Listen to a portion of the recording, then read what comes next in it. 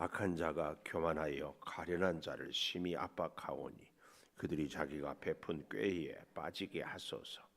악인은 그의 마음에 욕심을 자랑하며 탐욕을 부리는 자는 여호와를 배반하여 멸시하나이다. 악인은 그의 교만한 얼굴로 말하게 여호와께서 이를 감찰하지 아니하신다 하며 그의 모든 사상에 하나님이 없다 하나이다. 그의 길은 언제든지 견고하고 주의 심판은 높아서 그에게 미치지 못하오니 그는 그의 모든 대적들을 멸시하며 그의 마음에 이르기를 나는 흔들리지 아니하며 대대로 환난을 당하지 아니하리라 하나이다. 그의 입에는 저주와 거짓과 포악이 충만하며 그의 혀 밑에는 잔해와 죄악이 있나이다. 그가 마을 그속진 곳에 앉으며 그 은밀한 곳에서 무죄한 자를 죽이며 그의 눈은 가련한 자를 엿보나이다. 사자가 자기의 굴에 엎드린 같이 그가 은밀한 곳에 엎드려 가련한 자를 잡으려고 기다리며 자기 그물을 끌어당겨 가련한 자를 잡나이다. 그가 굽으려 엎드리니 그의 포악으로 말미암아 가련한 자들이 넘어지나이다. 그가 그의 마음에 이르기를 하나님이 잊으셨고 그의 얼굴을 가리셨으니 영원히 보지 아니하시리라 하나이다. 여호와여 일어나옵소서. 하나님이여 손을 드옵소서. 가난한 자들을 잊지 마옵소서. 어찌하여 악인이 하나님을 멸시하여 그의 마음에 이르기를 주는 감찰하지 아니하리라 하나이까. 주께서는 보셨나이다. 주는 재앙과 원한을 감찰하시고 주의 손으로 갚으려 하시오니 외로운 자가 주를 의지하나이다. 주는 벌써부터 고아를 도우시는 이시니이다. 악인의 팔을 꺾으소서. 악한 자의 악을 더 이상 찾아낼 수 없을 때까지 찾으소서. 여호와께서는 영원 무궁하도록 왕이시니 이방 나라들이 주의 땅에서 멸망하였나이. 여호와여 주는 겸손한 자의 소원을 들으셨사오니 그들의 마음을 준비하시며 귀를 기울여 들으시고 고아와 압제당하는 자를 위하여 심판하사 세상에 속한 자가 다시는 위협하지 못하게 하시리이다. 아멘 아멘. 17절에 보면 이런 말씀이 나와요. 주는 겸손한 자의 소원을 들으소서. 겸손한 자의 소원을 들으소서. 하나님 앞에서 누가 가장 겸손한가? 단도직입적으로 얘기하면 하나님께 예배드리는 자입니다. 우리의 일상에서 나의 겸손을 무엇으로 표현하는가? 예배입니다. 예배는 경배한다, 엎드린다 이런 의미가 있어요. 그래서 우리는 늘 겸손을 훈련하고 겸손을 배우고 또 겸손을 생활화하려 해요. 이 비결이 어디에 있다? 예배에 있습니다. 예배는 하나님께 드리는 것이고 하나님께서 받으셔야 합니다. 무엇을 받느냐? 우리의 겸손을 받는다. 꼭 기억하십시오. 그래서요, 우리 예를 들어서 오늘 셀라 찬양도 참 찬양을 잘하는데 허성태 집사님 오늘 인도하면서 속으로 야 내가 참 목소리가 좋은데 내가 찬양 잘하는데 그럴 리가 없잖아요. 그러면은 하나님이 주신 음성으로 하나님이 주신 찬양의 은사로 하나님께 드릴 수 있어서 감사합니다. 그리고 세상과 나는 간고도 없고 오직 하나님만. 이때에 하나님이 그 찬양을 받으시고 찬양을 받으시면 우리의 기도를 들으시고 우리에게 필요를 채우시고 우리의 복을 내려주시고 그래서 예배는 늘 제가 말씀드리잖아요. 주거니 받거니 하나님께 기도를 올려드리고 우리의 충성을 우리의 예물을 올려드리고 그러면 하나님은 우리에게 말씀을 주시고 우리의 기도를 응답해 주시고 우리의 필요를 채워주시고 이게 예배예요. 예배. 그래서 하나님의 마음을 내가 알고 하나님이 내 형편을 알고 서로 더 가까워지고 더 기쁨을 나누는 거. 그래서요 예배는 시간은요 사실은 하나님의 그 놀라운 지혜를 우리가 어떤 어려운 문제를 막 고민하고 있을 때 예배 순간에 하나님이 팍 지혜를 주시기도 하고 예배를 드리고 났을 때 하나님이 내가 할 수 없는 일들을 해결해 주시기도 하고 질병을 고쳐 주시기도 하는 이런 모든 역사는 예배를 통하여 나타나는데 중요한 것은 겸손한 자세, 겸손한 자세. 자, 그런데요, 그 겸손한 자의 소원을 들어달라고 하는데 그 겸손한 자의 소원이 첫 번째로 2절에 보니까 악한 자가 교만하여. 악한 자는 특징이 뭐예요? 교만이에요. 교만. 하여튼 뭐 사람들도 자기가 가르치지만 때로는 하나님께도 기도하는데 호령을 해요. 하나님 뭐 하십니까? 하나님 속히 기도 응답 안 하고 하나님 이거 해결 안 해줍니다. 만약에 이런 식으로 하면은 곤란합니다. 나 하나님 떠나겠습니다. 뭐 제가 신학교에 갔을 때 그런 기도 했다고 했잖아요. 너무 힘드니까 하나님 이러면 나 주의 종 안 되겠습니다. 그러면 하나님 손해지 내 손해입니까? 아주 믿음이 있어 보이지만 하나님은 그렇게 자기 주장을 강하게 하는 자 기도는 결코, 그래서 우리를 깨닫게 하고 우리를 잘 돌아보게 하시고 하나님 앞에 납작 엎드려서 하나님 써주시면 충성 다하겠습니다. 꼭 그렇게 하나님은 우리를 만드셔요. 근데 재밌는 것은요, 내 자신을 보고도 그래야 되지만 주변의 사람들을 보고도 그러고 내가 주어진 환경과 사건을 보면서도 늘 우리는 겸손을 잃지 않아야 됩니다. 그런데 악한 자는 교만한 자예요. 어떻게 합니까? 가련한 자를 심히 압박한다. 이 가련하다. 그런데요, 이 압박이란 말은요, 앞에서는 꽉 막고 뒤에서는 막 밀어제끼는 거, 이것이 압박입니다. 압박. 우리 인생 혹시 그럴 때 있지 않았어요? 홍해 앞에 있는 거죠. 앞으로 갈 수 없어. 뒤로도 물러설 수도 없고. 그러니까 점점 옥죄어 오는 거죠. 이게 압박입니다. 압박. 사업하는 분들이 자금이 없어가지고 여기저기 투자도 해야 되고 또 거래하는데 대금도 지불해야 되는데 자본이 없어.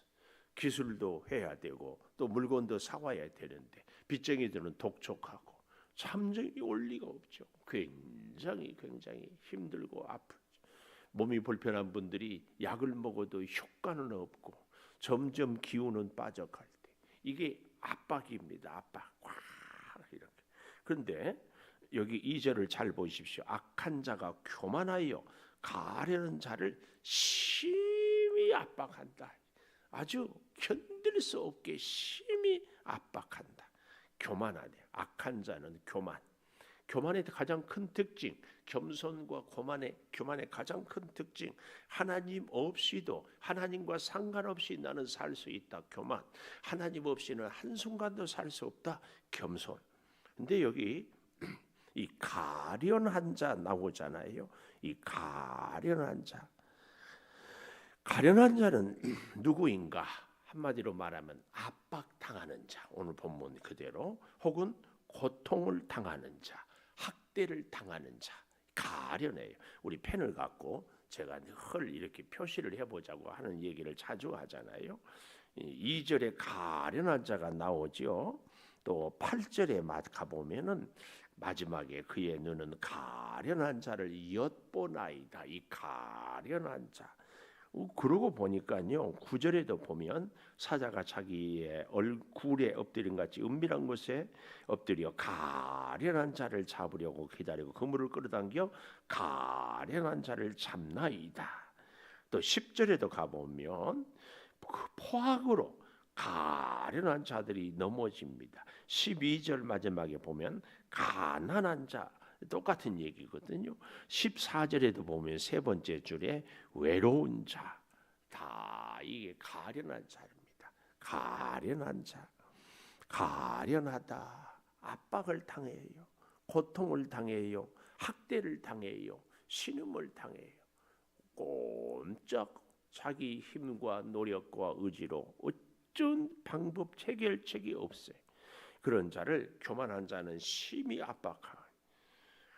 그래서 제가 이 금요일 날마다 시편을 이렇게 우리가 은혜를 나누고 기도하는 것은요, 시편처럼 좋은 기도가 없거든요. 시편을 한 편 한 편 읽으면서 그 말씀을 붙잡고 기도하는 가장 깊은 기도를 할 수 있어요. 가장 깊은 고백의 기도. 여기 다시 잘 보십시오.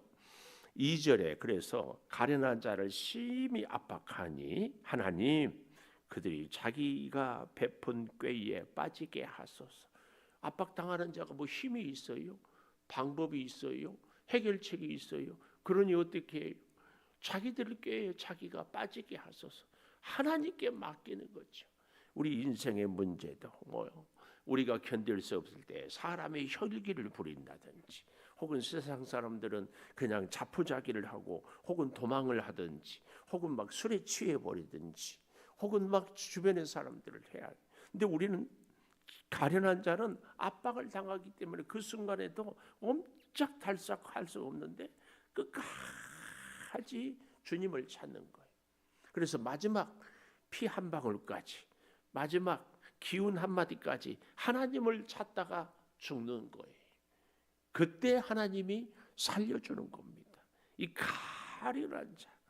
오늘 시편을 보면서 겸손한 자의 소원을 들으소서 할 때, 겸손한 자는, 저는 오늘 우리가 이 시편을 보면서 다 잊어버려도 요 단어 하나는 기억했으면 좋겠어요. 가련한 자. 정말 확 압박을 당해가지고, 이 표현을 그림원으로 해본다면, 방앗간에 가면은 참기름을 짜잖아요. 큰 쇳덩어리가 동그랗게 두 개가 쫙 점점, 처음에 짤 때는 조금 여유가 있지만 그 다음 짤 때는 더요. 그 다음 짤 때는 더. 그래서 그 참깨에 들어있는 기름 진액까지도 다 뽑아내는 이런 모습이 가련한 자입니다. 가련한 자. 오늘 우리의 인생이 뜻밖의 이렇게 우리의 연약함 때문에도, 혹은 악한 사탄 마귀의 꾀임에도, 혹은 우리의 실수로도, 혹은 사탄 마귀의 공격으로도 이렇게 가련한 자의 신세가 당할 때가 있습니다. 전혀 나름대로 믿음으로 살았음에도 불구하고 이렇게 가련한, 처절한, 정말 기진맥진한, 걸을 힘도 없고 말할 힘도 없고 손을 뻗칠 만한 힘도 없는 이 가련한 자. 그때에 하나님께 기도해요. 자기가, 악한 자들이 자기가 베푼 꾀에 빠지게 해야지 내가 어떻게 할 수 없습니다. 내가 할 수 없습니다. 여기에 비해서요, 악인은 아까 2절에도 악한 자가 교만하다고 그랬잖아요. 악인은 마음에 욕심을 자랑해요. 나는 이렇게 힘이 있다. 나는 이렇게 가졌다. 나는 이렇게 할 수 있다. 이런 것들. 그리고 탐욕을 부리는 자는 여호와를 배반하여 하나님을 멸시해요. 하나님이 뭐 어디 있어? 내가 열심히 살아야지. 내 능력으로 살아야지. 이런 사람들. 얼마나 기가 막힙니까? 그래서요, 이 가련한 자와 대비되는 사람들이 악인, 3절도 악인, 4절도 악인 이렇게 나오잖아요. 교만한 얼굴, 여호와께서 감찰한다, 하나님이 없다, 하나님이 없다. 대충 쉽게 자기가 보고 싶은 대로 보면 하나님이 안 보입니다. 하나님이 없어요. 하나님이 보이는 사람은 겸손한 사람, 하나님이 보이지 않은 사람은 교만한 사람. 우리 인생도 힘들고 어려운 순간에도, 평안하고 복된 순간에도 하나님을 볼 수 있어야 돼요. 하나님을 볼 수 있어요. 하나님이 없다, 이런 사람들. 그러나 아주 참 6절 보십시오. 그의 마음에 이르기를 나는 흔들리지 아니하며 대대로 환난을 당하지 아니하리라. 누가 이러고 있어요? 악한 자들이 나는 흔들리지도 않고 자손 대대로 환난도 당하지 않는다, 이렇게 큰 소리를 땅땅 치는 거예요. 그러나 그의 입에는 7절 저주, 거짓, 포악이 있고 혀 밑에는 잔해와 제약이 있습니다. 그리고 마을 구석진 곳에 앉아서 은밀한 곳에서 무죄한 자를 죽이고 눈은 또 가련한 자를 엿보아요. 호시탐탐. 이런 정말 못된 사람, 이런 사람들을 어떻게 해달라고요? 하나님께 우리는 그렇게 기도해요. 악한 자들이 자기 꾀에 빠지게, 하나님 내가 악한 자를 때리게 나에게 힘 주시고 내가 저들을 정리하게 하소서. 아니에요. 자기 꾀에 빠지게 하소서. 자기 꾀에. 이겁니다. 이럴 때 두 번째로요. 첫 번째로는 악한 자를 자기 꾀에 빠지게 할 때에 우리의 가슴속에 잊지 말아야 할 단어, 가련한 자, 가련한 자, 압박당하는 자. 그러니 12절 두 번째 이렇게 얘기합니다. 여호와여 일어나옵소서. 그리고 뭐라고 얘기합니까? 하나님이여 손을 두옵소서. 가난한 자를 잊지 마시옵소서. 두 번째, 하나님 일어나서 손을 드소서. 하나님 일어나서 손을 드소서. 이게 뭐예요? 하나님의 손으로 하나님이 일어나서 하나님이 역사를 행하소서. 이게 그래서 우리가 시편을 깊이 묵상하고 붙잡고 기도해야 될 것들이 바로 이런 좋은 기도의 모델을 보여줍니다. 우리는 자꾸 내가 뭔가를 해결하려고 나에게 힘을 달라고 하거든요. 아니에요. 하나님이 해결해 줘야 돼요.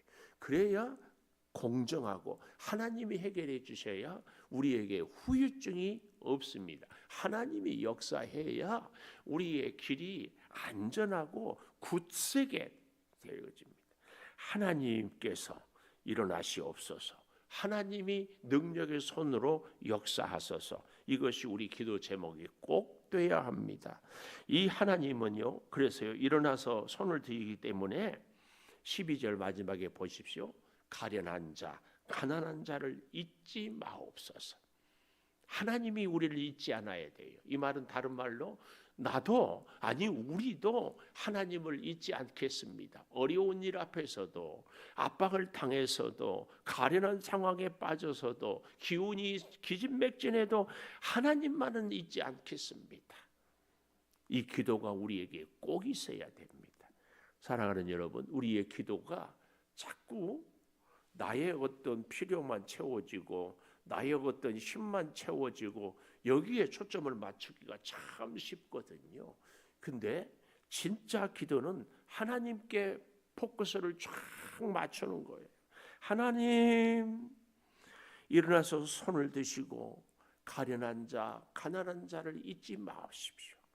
하나님, 가난한 자를 잊지 마시되 가난한 저도 하나님을 잊지 않겠습니다. 잊지 않게 해주십시오. 이게 딱 만나야 역사가 일어나거든요. 하나님은 우리를 잊지 않았는데 우리는 하나님을 잊어버리고 세상으로 허우적대면 하나님의 그 사랑과 능력이 무용지물이 되어버려요. 무용지물이. 하나님을 잊지 않기를 축복합니다.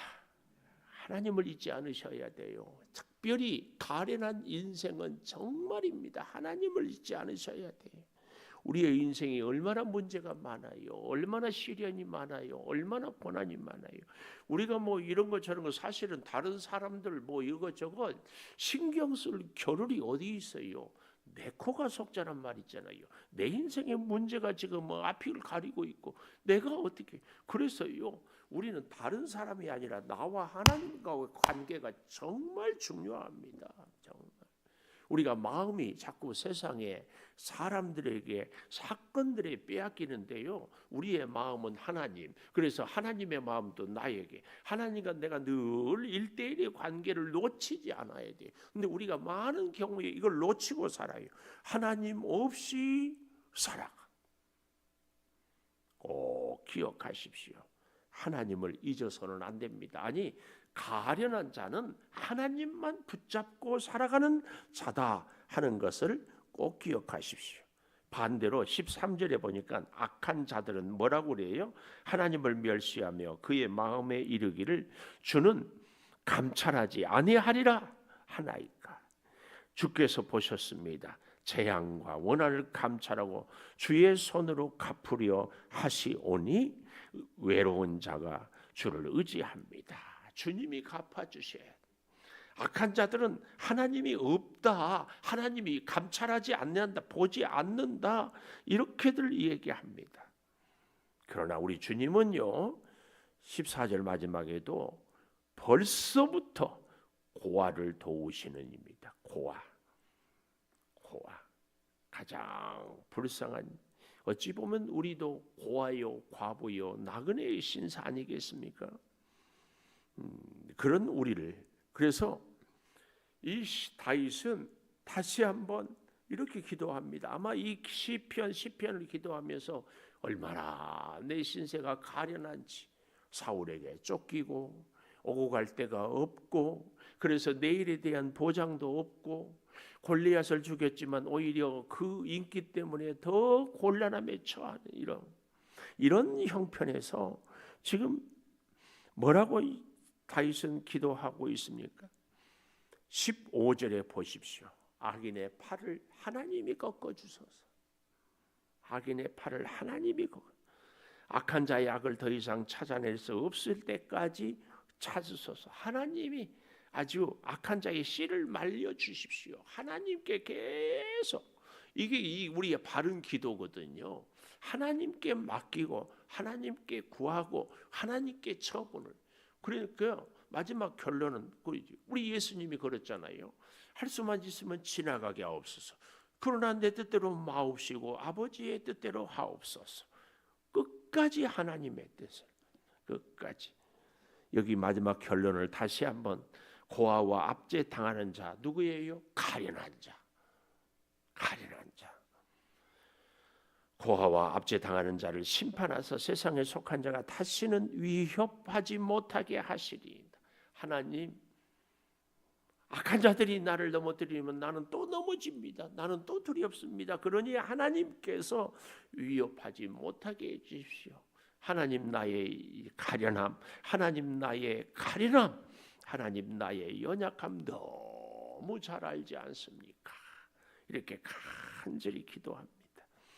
오늘 겸손하고 나의 연약함을 고백하고 가련한 자의 자리에 서 있는 사람은 반드시 하나님이 고아와 압제당하는 자를 위하고 회복시키는 것처럼 우리가 가련함을 기억하고 하나님 앞에 부복하면 반드시 하나님의 손으로 일어나서 세울 줄을 믿습니다. 절대 잊지 마십시오. 절대 놓치지 마십시오. 절대 포기하지 마십시오. 하나님은 겸손한 자의 소원을 꼭 들어주십니다. 염치 없다고요? 천만의 말씀입니다. 하나님은 언제든지 가련하게 부르짖는 자의 소원을 기쁨으로 들어주십니다. 우리 이 말씀을 기억하며 하나님 일평생 하나님을 의지하는 가련한 자로 살겠습니다.